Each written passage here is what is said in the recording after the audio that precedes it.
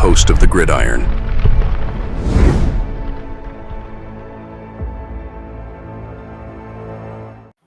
I usually try to give the team grades and the offensive grades, defensive grades, and special team grades after each game, right? So let's go to the. Let me share my screen here. I'll show you the final stats for the teams, right? The team grades after the Giants lost here to the Eagles. So let me share my screen here. Nope, that's not it. Oh, okay, hold on. All right, let's see here by team. Is that it? Okay, here we go. So let me all right, share my screen.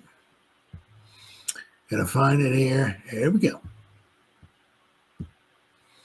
All right, here we go. Up a little bit, moving on over. There we go. Okay, here we go. All right, so we got the overall team grade. The Lions are number 1. The Eagles are number 2. Very, very close. Lions are number 1, 93.8. But you'll look, it just goes to show you it's not all cut and dry or however you want to say it, right? Look, the Atlanta Falcons are 8-9, didn't even have a winning record. And according to PFF, their overall team grade is a 92. Crazy, right? So we scroll down toward the bottom down here, the Giants, number 29, 68.5. Now look at this point differential. What is it? 27, 40, 37, 142 points minus. Absolutely just straight up trash. 273 points. So somehow we actually, without one outburst that we scored against the Colts, actually pushes ahead here of the Browns. We scored 15 more points than the Browns. That one big, huge outburst that we had against the Colts. But if you look here, look at the Bills, 525 points. The Bills scored. Is they the number 1 or no? What did the Ravens score? 518. No. So the Bills are number 1, 525. Okay, 525. So, but the Bills scored almost twice as many points as the Giants did. Just crazy, absolutely ridiculous. Okay, then we got offensive grades here. Ravens number 1, Lions number 2. Offensive grades. All right. Number 29 once again, 64.4. The Giants. So we're 29, and I think it was 29, right? Passing grade. Bengals number 1, 92.8. Ravens number 2, 92.5. All right, then what do we got here? Giants are number 30. Oh, we're getting even worse. 58.5 for the passing grade. Pass blocking. The Broncos number 1, 83.7. All right, what do we got here? Pass blocking. Giants number 28. 57.6. Receiving grade. Lions number 1, 89.3. Ravens number 2, 88.5. Receiving grade. Let's see here. Giants are number 29, 67.1. All right, now look. Running grade. Ravens number 1, 93.6. Falcons number 2, 93.2. The Giants, number 23, with a 75. That's our running grade. We don't even really average that much per carry or anything like that. But run blocking, Falcons number 1, 82.8. 49ers are second with a run blocking grade of an 80. All right, so we got the Giants. Run blocking grade is a 23, 59.7.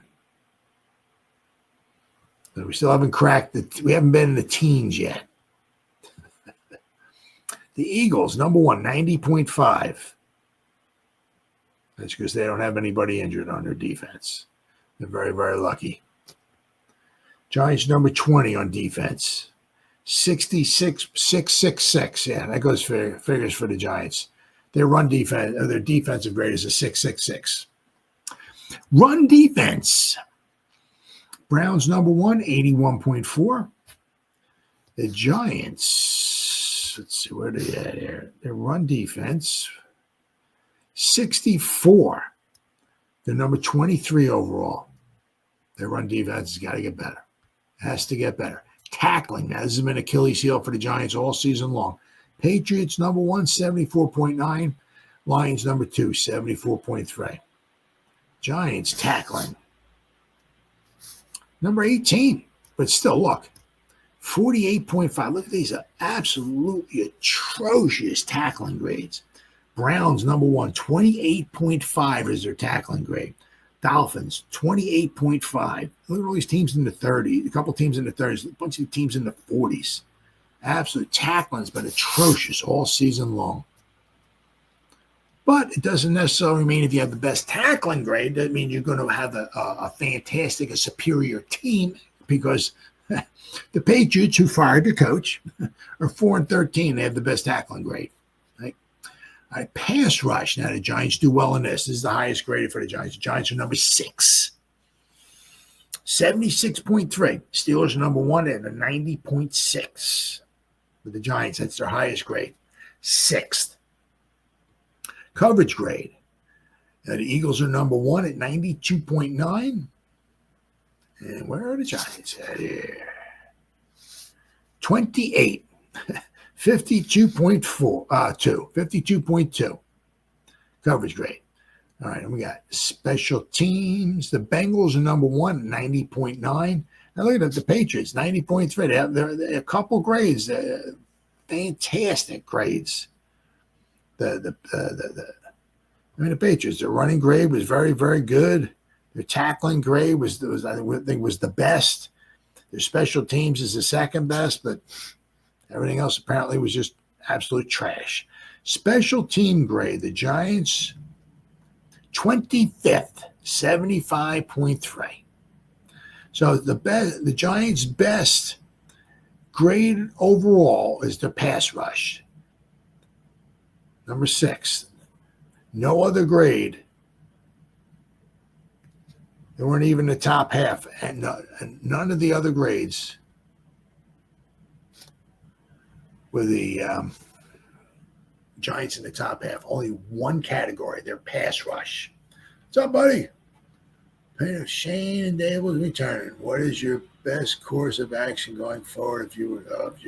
Well, I'll tell you what. As I said, it's going to be interesting to see what they decide to do with the quarterback, right? Do they get like a cheap? I don't want to say cheap, but a semi-affordable bridge quarterback and try to get somebody in the draft. I don't know what they think about Ward or Sanders. Or do they think no? Or maybe we'll take somebody in the second or third round or something like that and try to develop somebody, if the Vikings let go of Darnold, because they got McCarthy there, right? If they let go of Darnold, then the Giants are going to try to make a jump for Darnold. I mean, they try to go for Justin Fields, right? Or they're going to, they got some money to spend, but you're not sure how much money they're going to, as I said, if they go after Darnold, he's going to cost them some money. I said, I don't know what they're going to do as far as in the draft, because I don't know what they think of Ward or Sanders. It just seems like, to me, like all the stuff I see and read and all of that is like, I don't know if these guys are worth a first or second overall pick in the draft. I mean, but I mean, what Shane did do, I mean, their draft class last year was really, really good. And for his first 2 draft classes were not so good. He needs to, if we can get another good draft class like we did last year, that would be fantastic. Maybe, as I said, we brought in a couple good free agents. We did trade for Bernsey. We brought John Runyon, was good. We did have a couple good free agents. Illuminor was okay. He was decent in the beginning of the season, but then he had to switch him over to left tackle, and Andrew Thomas got injured. But we need another good draft class. Now, the one nice thing about it, we might quite possibly get from what I'm reading, fourth round compensatory pick because Ben Bredesen played a certain amount of snaps with the Buccaneers, which allows the Giants. We might get another fourth round draft pick, which would be really, really good. Because let's not forget, in the fourth round last year we got Theo Johnson, and then the fifth round we took Tyrone Tracy. So if we got a first, we got a second, a third, we might have 2 fourths. So if Shane, it's not easy, right? If he can, have another fine draft class like it did last year, I mean that would really, really help.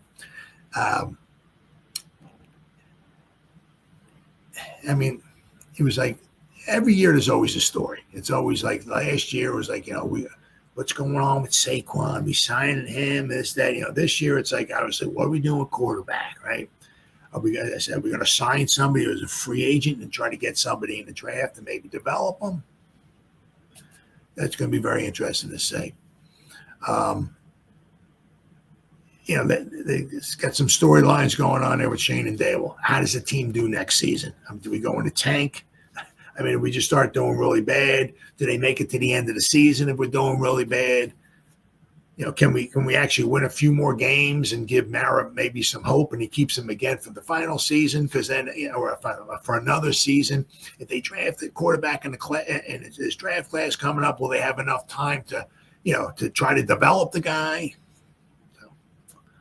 It's like a soap opera. It's like, as the New York Football Giants turn. So it's a soap opera. Would you rank the 4 Giants Super Bowls in order from favorite to least? Well, for me, the first one, you can look at it was like maybe the most special because it was the first one, but it was also the least exciting.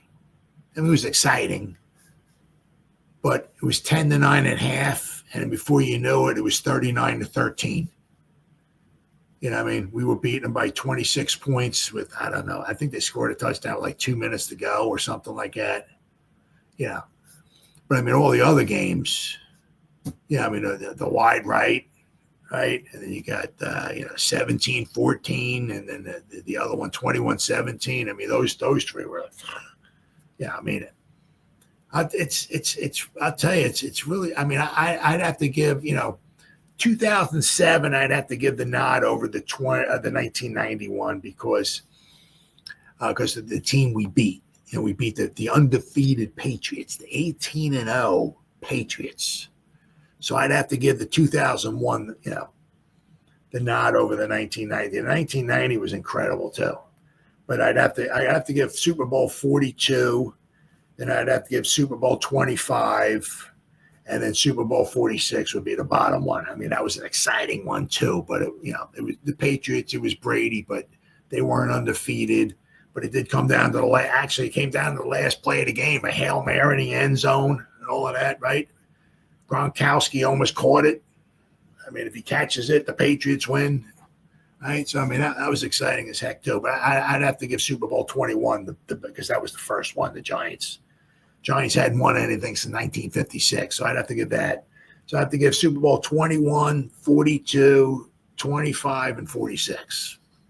That's my opinion. That's the first one was just so special. Actually seeing the Giants win a Super Bowl was just absolutely unbelievable.